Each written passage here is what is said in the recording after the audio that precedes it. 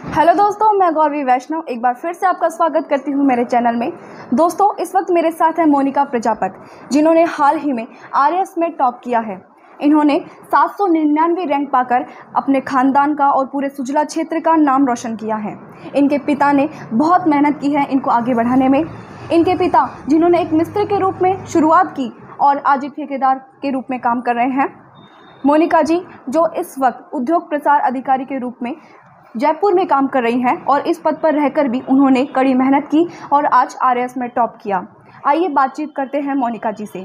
मोनिका जी, बहुत बहुत स्वागत है आपका मेरे चैनल में और बहुत बहुत बधाई आपको इस ग्रैंड अचीवमेंट के लिए। क्या कहेंगी आप, आपने इतना बड़ा अचीवमेंट पाया है और 799 रैंक आपने पाई है, क्या कहेंगी आप? मैं अपनी सफलता के लिए ईश्वर को, अपने माता पिता को और अपने इस शहर को और अपने समाज को बहुत बधाई दूंगी कि उन सब ने मुझे आगे बढ़ाने में किसी न किसी रूप में सहयोग किया है।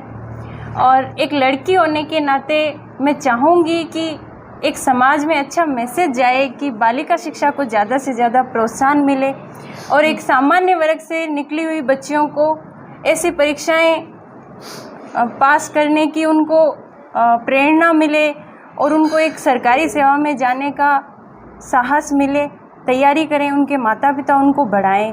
और रही मेरे इस सफ़र की बात, तो ये सफ़र मुश्किल भी नहीं था तो सरल भी नहीं था।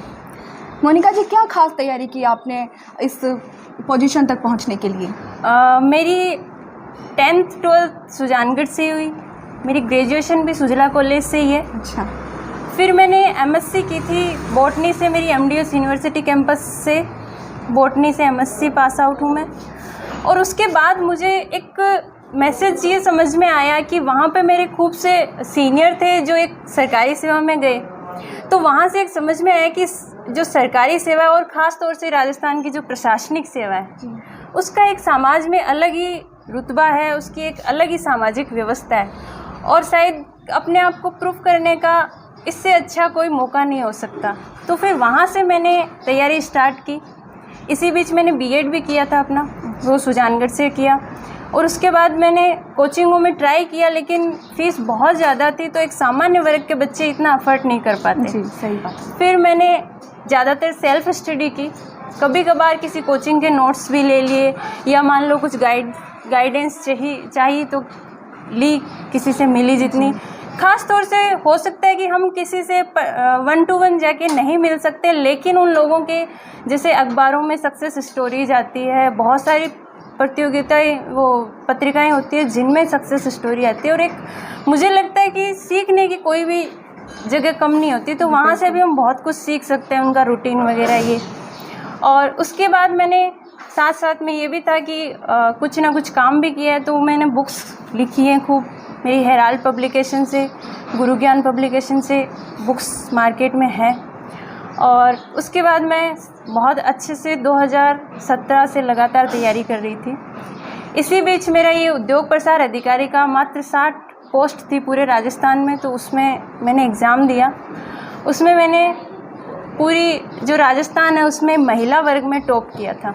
तो फिर मुझे मेरी मनपसंद का जो पोस्ट थी, क्योंकि मुझे एक ये था कि मैं जयपुर रहूँगी तो आसपास कुछ गाइडेंस मिलेगी, तो वहाँ ही मुझे मुख्यालय में पोस्टिंग मिली। और वहाँ के जो अधिकारी कर्मचारी सब थे, उनका एक अच्छा सहयोग रहा। वहाँ के मेरे बहुत सारे बैचमेट हैं जो सब हम मतलब अच्छी रैंक से निकले हैं, वो सब इस परीक्षा में अभी आरएएस वाले में, तो सबका एक अच्छा सहयोग रहा और साथ साथ में हमने सबने तैयारी की, तो कोई चीज़ मुश्किल तो नहीं है।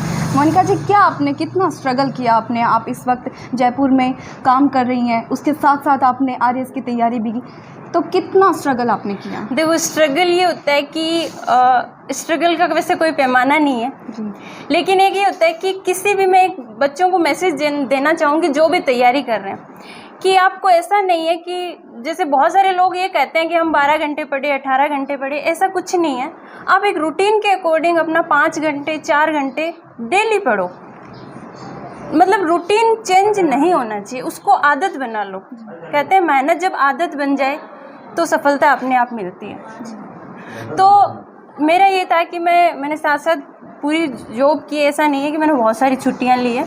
बस ये था, इंटरव्यू के टाइम छुट्टी ली थी 10-15 दिन की, और मेंस के टाइम 1 महीने की मुश्किल से छुट्टी ली थी। और बाकी टाइम हमारे ये होते थे, जैसे 9 से 6 ड्यूटी है, तो सुबह और शाम का टाइम अच्छा बचता है, तो उसको बहुत अच्छे से मैनेज किया। मैंने सारी सेल्फ स्टडी की है, और यही मैं कहना चाहूँगी कि कोई ज़रूरी नहीं है, क्योंकि हमारे यहाँ एक इस एरिया में एक होता है कि अच्छे कोचिंग होनी चाहिए, अच्छा इंस्टीट्यूट होना चाहिए, पर ऐसा कुछ नहीं है। कोई भी कोचिंग और कोई भी इंस्टीट्यूट, कोई भी टीचर आपको इतना नहीं पढ़ा सकता और सफल नहीं बना सकता जितना आप खुद कर सकते हो। मोनिका जी, जैसा कि आपने बताया कि स्टूडेंट को किस तरह से तैयारियां करनी चाहिए, हमारे एरिया में काफ़ी हज़ारों स्टूडेंट्स IAS RAS की तैयारी करते हैं, आप उनको ऐसी क्या खास टिप्स देना चाहेंगी? मैं ये कहना चाहूँगी कि कोई भी बच्चा अगर RAS की और IAS की तैयारी स्टार्ट करता है, तो किसी भी तैयारी की शुरुआत पहले होती है कि आप उसको माइंड में सेट कर लो। जब आप सेट कर लोगे तो आपका गोल आधा आपको मिल जाता है, और उसके बाद टू दी सिलेबस, कुछ नहीं करना होता, सिर्फ एक सिलेबस निकालो। हर जैसे UPSC ने अपना सिलेबस डाल रखा है, RPSC ने अपना RAS का सिलेबस डाल रखा है, सिलेबस निकालो और अकॉर्डिंग टू सिलेबस अपने नोट्स बनाओ। हो सकता है मार्केट में बहुत सारी पब्लिकेशन की अच्छी बुक्स हैं, वो भी और बहुत सारे इंस्टीट्यूट, जैसे मैं एक इंस्टीट्यूट का स्पेशली नाम लेना चाहूँगी, पतंजलि IAS, और एक धर्मेंद्र सर हैं IAS में, पतंजलि IAS के। उनका एक विशेष सहयोग रहा था, मैंने उनकी केवल एक इथिक्स की क्लास ली थी, लेकिन अगर उनका सहयोग मिले तो किसी स्टूडेंट को कोई बड़ी बात नहीं है, लेना चाहिए, क्योंकि उनका बहुत ही सहयोगी वो व्यवहार रहा था। और किसी भी इंस्टीट्यूट, और आजकल बहुत सारे YouTube चैनल ऐसे हैं जो आपको घर बैठे बच्चों को बहुत अच्छा कंटेंट प्रोवाइड करवा रहे हैं, तो बच्चे अपने टू दी सिलेबस अगर तैयारी करेंगे, तो वो कहते हैं ना कि लक्ष्य साध के और उस पर निशाना लगाया जाए तो सीधा लगेगा। ये बिल्कुल सही बात है। आप यूथ को क्या मैसेज देना चाहेंगी? मैं यूथ को यही मैसेज देना चाहूँगी कि कभी हार मत मानो, लगातार कोशिश करो। कहते हैं कि जब तक, जैसे मैं अपना बताऊँ, मेरा LDC में सिलेक्शन हुआ था फाइनल 2014 के आसपास, और उस टाइम मेरी RSCIT का मेरे पास डिप्लोमा नहीं था। मैंने एग्ज़ाम पास किया, लेकिन उसमें एक वो बाउंडेशन थी कि RSCIT पास आउट होगे तभी आपको ज्वाइनिंग मिलेगी। उस टाइम मुझे ज्वाइनिंग नहीं मिली, तो ये एक होता है कि एक स्टूडेंट होने के नाते बहुत डिप्रेशन जाता है, पर उस डिप्रेशन को हमें कंट्रोल करना पड़ता है। आप अच्छा योगा करके, अच्छे मोटिवेशन वीडियो सुन के, आसपास में बहुत सारे, और ऐसा नहीं है कि किसी का स्ट्रगल कम नहीं होता और किसी का ज़्यादा नहीं होता, अपनी लाइफ में सब स्ट्रगल करते हैं। तो बच्चे अपने आप को डेली मोटिवेट करें, डेली अपने रूटीन को लेके बैठें, और एक अंदर से आवाज़ आती है कि मुझे कुछ करना है, मुझे कुछ समाज को अलग मैसेज देना है, तो उसके लिए मैं ये चाहूँगी कि खुद से बड़ा मोटिवेशन कोई नहीं होता। मोनिका जी, गर्ल्स की एजुकेशन को लेकर आप क्या मैसेज देना चाहती हैं? मैं गर्ल्स की एजुकेशन को लेकर एक अच्छा मैसेज ये देना चाहूँगी कि आप अपने बच्चों को, अपनी बच्चियों को शुरुआत से एक अच्छा माहौल दें पढ़ाई का। ऐसा नहीं है कि जैसे हमारी साइड, मैं कहने में नहीं चूकूँगी कि यहाँ 10th और 12th से आगे बच्चियों को नहीं पढ़ाया जाता। एक समाज में होता है कि नहीं 10th पढ़ ली बस बहुत है, अब शादी करनी है, 12th पढ़ ली बस बहुत है, चाहे वो बच्ची टॉपर निकले, चाहे वो बच्ची अच्छा मतलब पढ़ रही है, अच्छा अपना। और लड़कियां खास तौर से जब उनको पता चलता है कि उनकी पढ़ाई रुकने वाली है, तो वो एक अच्छी रैंक से निकलने की कोशिश करती है ताकि उनकी पढ़ाई ना रुके। फिर भी होता है कि माँ बाप उनकी नहीं सुन रहे, तो मैं चाहूँगी कि हर माँ बाप अपनी बच्ची की एक बार सुने, उनको पूछे कि क्या आप आगे पढ़ना चाहते हो। अगर वो पढ़ना चाहती है तो उनको माहौल दें। ऐसा नहीं है कि पढ़ाई के बहुत लाखों में रुपए लग रहे हैं, एक गवर्नमेंट से पढ़ के भी एक बच्ची बहुत आसानी से कामयाब हो सकती है। तो उनको सिर्फ एक माहौल चाहिए, घर में, बाहर, आसपास के लोगों की थिंकिंग चेंज, जो कि नई लड़कियां पढ़ती है और आराम से पढ़ सकती है।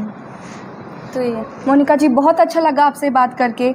हाँ, गर्ल्स को भी बहुत ज़्यादा प्रेरणा मिलेगी आपसे। आइए इनके पेरेंट्स से हम बात करते हैं, जानते हैं उनसे कि वो क्या कहना चाहते हैं और वो कैसा फील कर रहे हैं इस वक्त। नमस्कार। हाँ, नमस्कार। कैसा लग रहा है आपको? आपकी बेटी ने आज इतनी बड़ी अचीवमेंट पाई है। बहुत अच्छा लगा। क्या कहना चाहेंगे आप इस बारे में? मैं तो यही कहूँगा कि हर माँ बाप को अपनी बेटी को पढ़ाना चाहिए, जी बिल्कुल, जैसे हम पढ़ाए हैं। पेरेंट्स को क्या आप मैसेज देना चाहेंगे? बेटा बेटी में कोई फर्क नहीं समझना चाहिए। जी बिल्कुल। बहुत बढ़िया। आइए इनकी माता जी से भी हम बात करते हैं। नमस्कार। नमस्कार। कैसा लग रहा है आपको, आपकी बेटी आज इतनी आगे बढ़ गई है? बहुत अच्छा लग रहा है। अच्छा, आप क्या कहना चाहेंगी आप सभी को कि आप कैसा लग रहा है आपको, क्या कहना चाहेंगी आपकी? क्यों भाई सब माँ बाप आप भाई आप बेटी को सबको पढ़ाने के लिए इजाज़त दे दे तो भाई इतने पढ़े या और आगे पढ़ो। ब्याह शादी तो करते हो आते हो आगे, और क्या कहना है आपको। बहुत अच्छा। तो दोस्तों फिर मिलूंगी आपसे एक ऐसे ही वीडियो के साथ। नमस्कार।